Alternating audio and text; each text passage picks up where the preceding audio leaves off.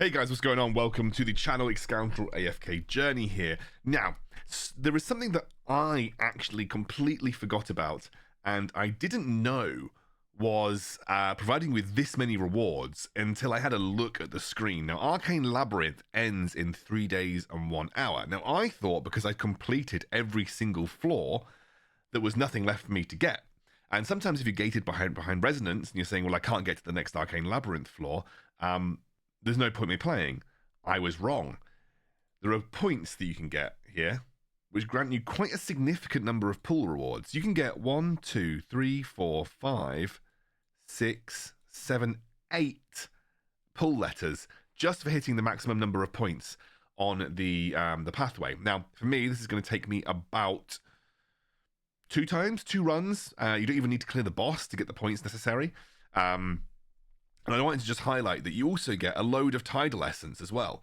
I had no idea that these rewards were there. I completely forgot about them. And I think because if I forgot about them, I imagine a lot of other people probably forgot about them too. The same is with the Honor Jewel rewards. There is another 2 Honor Jewel rewards available if you hit 15 wins, which I am going to go and do in bed after this. And that would mean you get 10 free pulls just for completing Arcane Labyrinth and Honor Jewel. So what we're going to do in this video is we're going to do an Arcane Labyrinth run. Mostly because Odie's got a really fun passive in the Arcane Labyrinth run at the moment, where he gets his ultimate affects everybody, which is crazy. I'm going to quickly have a look at my Arcane Labyrinth roster as well. So let me have a look here. There are some people in here that I don't really want to take with me, like Arden. I'd prefer to take Corin. And I think I'd prefer to take Marilee over that. That looks pretty reasonable otherwise. Marilee and Corin are going to be better for the boss. One of the things I've realized in Arcane Labyrinth is that at level 15, the boss is crazy hard. So you're better off taking stuff that is good at single target DPS. A little bit like a Dream Realm boss. So I don't really have a specific strategy with Arcane Labyrinth. You will, to be honest with you, and this is just personal opinion, you're probably going to find in Arcane Labyrinth that most of it is a complete cakewalk. I have very rarely had problems with Arcane Labyrinth. Let's maybe go Florabelle. I have very rarely had problems with Arcane Labyrinth. I mostly just run Starshard spell, and yeah, with Odie specifically, if you've got Odie at this level, it's absolutely nutty how much damage you can do to every round. I basically just don't do anything in terms of particular strategies when I approach this. What I do tend to do is I always pick the relic gate. So now I've got Fortitude and Attack. To be completely honest with you, Fortitude doesn't seem to make that much difference when you get to the boss because they do so much damage anyway. So it's better to have the attack. That's kind of how I've felt about it anyway. But I just generally tend to pick the pathway that is going to grant me a relic. And then I'm going to get access to as many unique passives as physically possible.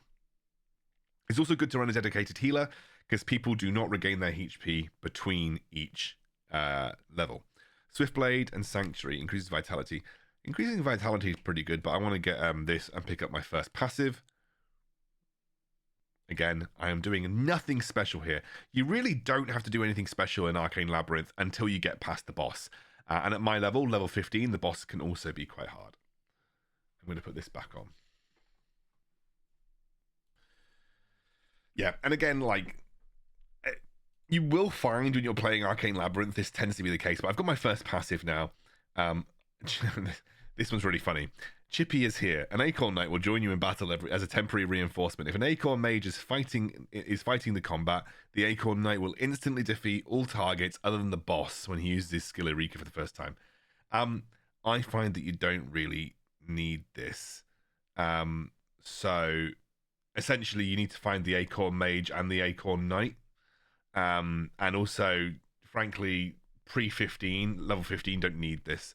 Doubles the attack speed series for the Swiftblade, so I'm currently getting 20, so I'd get 40. Increases attack speed by 30 for who. So I'm going to go for the double because we're probably going to pick up more Swiftblade relics as we go. Fitz's store, I can buy one thing or I can get a valued customer, but I'm only going to visit Fitz's store once. That's usually going to be at the end. I'm going to visit it twice here, but usually you only visit Fitz's store at the end. So this is, and I can usually afford everything by that point anyway, but we're going to go into Fitz's store now. We'll see what we can find. Energy, fortitude. We've already got vitality. I don't really feel a need to double down, so I'm going to go for potential. The unfortunate thing about Fitz's store is it's not a free relic, which is a lot of the other rounds are just a free relic. But hey, we have got Mr. Cast 5 times Odie at the moment, which is great. Love it. Literally just one-shots the entire board because Odie is so broken with this buff. Right, grants additional when heroes dealing a critical strike. Each hello gives a hero when enemy side of the battlefield. We've not got many enemies that enter the enemy side of the battlefield. Enemies under crowd control effects receive 20% more damage. I think it's almost worth re-rolling, but I'm going to take the lifesteal. Specifically because we're going to run Marilee, and she has a very high critical strike rate. So the further you take a relic, the more likely you are to pick up rarer and like very rare relics. And I've got a double your reward. So we're going to take a powerful enemy for a double your reward. It's going to advance this one by another 2, which means we'll get another artifact or whatever the fedge they're called. I don't even know what they're called. We get another unique passive offered to us, which is great. Odie is going to just pop off and kill everyone, which he has. Brilliant.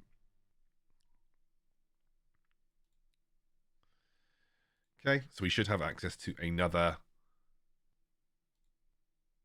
unique passive.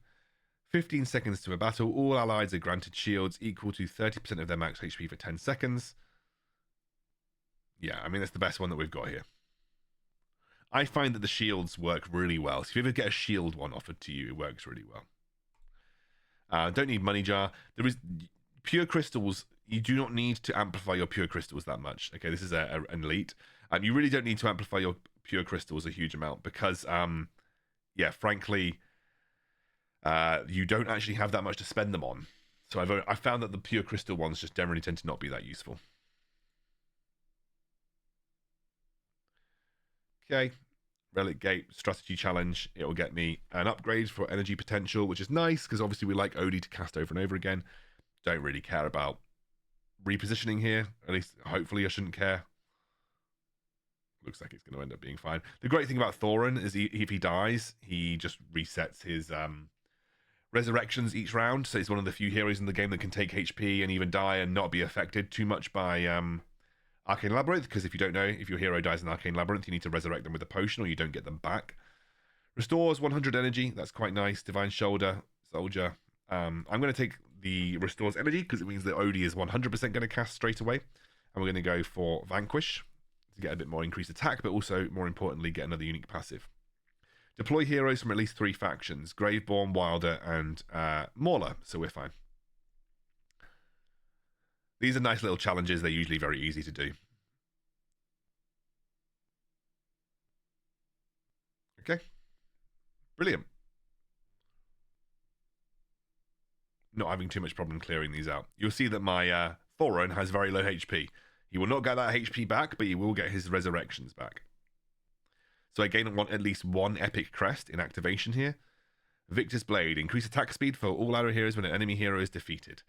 Not that useful as you go further, because with the boss and also the later stages, defeating one hero becomes very problematic. This is quite nice because we have a lifesteal or increased on critical strike. So we're going to take that because it synergizes well with the lifesteal on critical strike that we have. And also, we're going to use Marilee, hopefully, on the boss. So you'll see that it's actually ramping up in difficulty. My Thorin is taking considerably more damage over and over. It's taking me a lot longer to get through the enemies. But I don't mind my Thorin dying, like I said, because he will just get all of his resurrections back on the next battle. Okay, so absorb 15 energy with normal attacks. I'm probably just going to take the energy absorption. I'm going to push Vanquish a little further. I would like to start getting offered some orange relic passives. Okay, nice. One of the other things worth noting is that you could really min-max this and manually cast your ultimates. Not only does your HP persist through each level, your energy also persists. So you can actually start battles off by having full energy, which can be useful later stages into the game. I don't bother because I'm not a min-maxer that much, so I can't be bothered. Double your rewards. I always take double your rewards. It guarantees you 2 relics and also, again, another passive. We are nearing the end of the run, though. And this is, you can see, it's getting significantly harder to take down enemies. I lost a couple of enemies. I lost a couple of units. I see, I've just lost a unit there. So I was not expecting this to be so hard, to be completely frank. But I have lost pretty much my entire lineup now, which is not good. I was not expecting this to be so hard.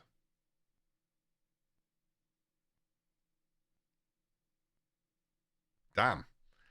And there you go. I've lost my entire lineup. I was completely underestimating how hard that was going to be. We're going to go again. Going to have to use my secondary lineup now. Luckily, they are a little bit lower in HP. Damn. I was not expecting that to have gone so badly. And I've also now got Odie, who is my monster killer.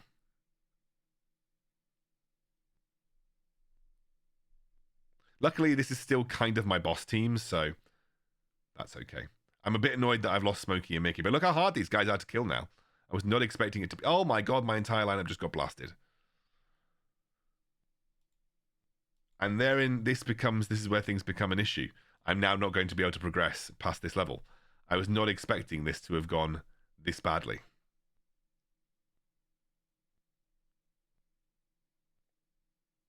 I have never once failed to get to the boss in Arcane Labyrinth, but that's okay. 12 floors at this level is still going to get me 2,400 points. So, don't really care. I don't actually really care about progressing that much. What I do really care about is just getting as many rewards as possible, and I've got another 2 invite letters to pick up as well. So, yeah, perfectly fine. I am happy with just getting the points necessary. You don't have to perform well. You just want the points to be able to make sure. And I might actually, I mean, I could probably do like 3 floors and just quit. Although Arcane Labyrinth does make it really hard to quit. It's really annoying. I try to quit and give up, but for some reason it doesn't let me do that. So we're just going to do a couple floors and see if we get the points. I'll just run a slightly different lineup this time.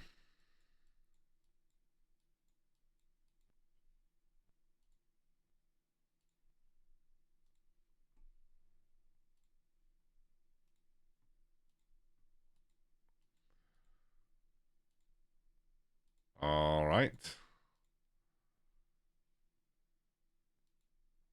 Just do like 2 or 3 floors. And I'm actually, do you know what? Someone might be able to help me. I've never been able to FF Arcane Labyrinth floors. I don't know why. Never been able to FF Arcane Labyrinth floors.